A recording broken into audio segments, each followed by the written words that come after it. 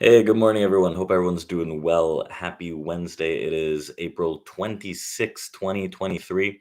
Welcome to our channel at TRADEPRO Academy. And in today's video, we're going to be breaking down FRC, right? Financial crises. And we're going to be talking about big tech earnings and give you guys a rundown on what I'm going to be looking at in terms of the market today, in terms of the S&P. Yesterday, we had a fantastic day where we escaped from a very nice distribution compression to the downside and pretty much just sold rallies all day.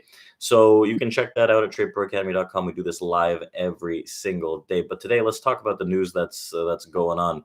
FRC, right? They posted earnings this week, and the next few days are going to be very crucial for FRC and seeing how this kind of unravels. The White House, Federal Reserve, and Treasury are evaluating plans to save troubled regional lender under the Open Bank Rescue. And one scenario under consideration is to create special purpose entity with big banks that earlier supported First Republic with $30 billion in deposits, purchasing its underwater loans on its balance sheet above where they would be marked.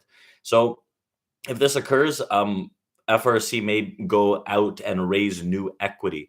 So, in terms of more restructuring, the lender is also considering divesting 50 to $100 billion of long-dated securities and mortgages as a part of the larger restructuring plan.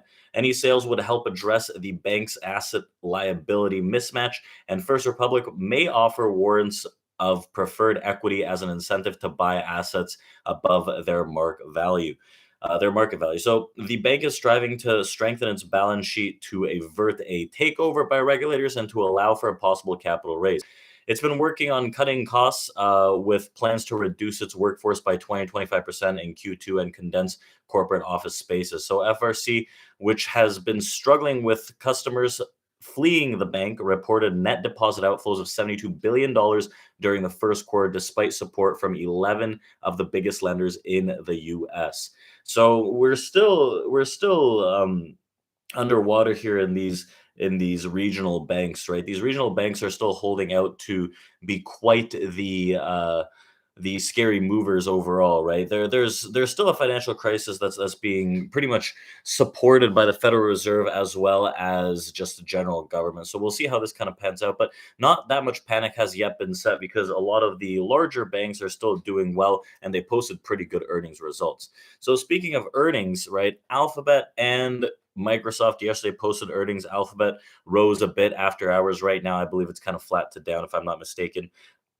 Um, it cleared the street's expectations as a result of strong performance in its search and cloud businesses and posted a near $70 billion revenue, up 3% year over year, up 6% in the constant currency, while earnings per share was $1.17.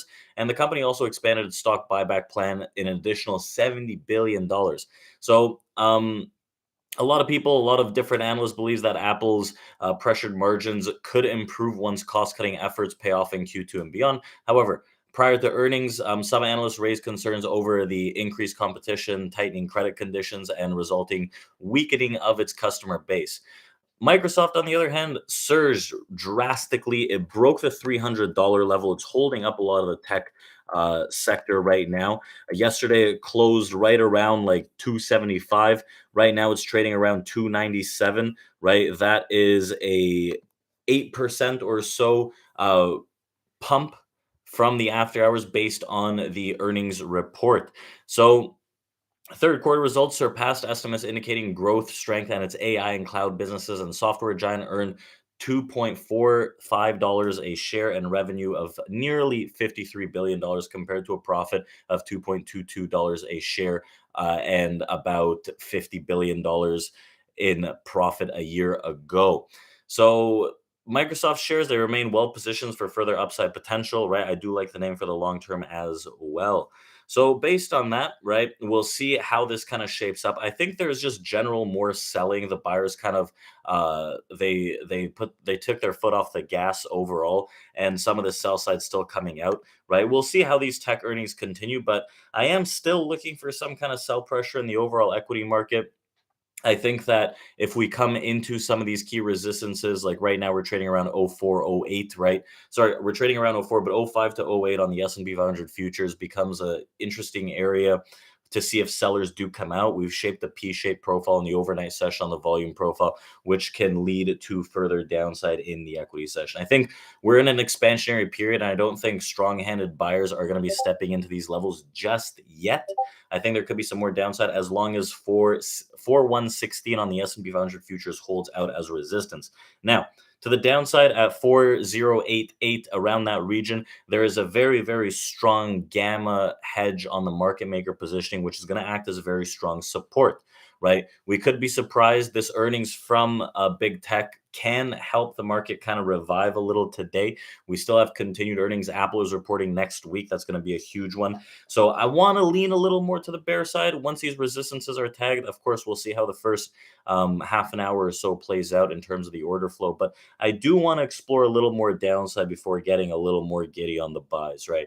If we can trade into 4063, 4056 on the S&P 500 futures, I think there is the possibility of some strong-handed buyers trying to step into the market.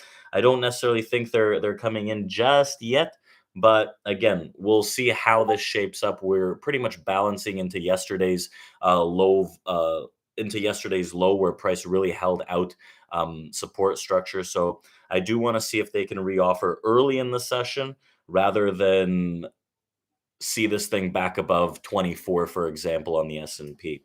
So that's mainly what I'm looking at. We're going to be trading this live with our team naturally, as we do every day. So go check that out on our website.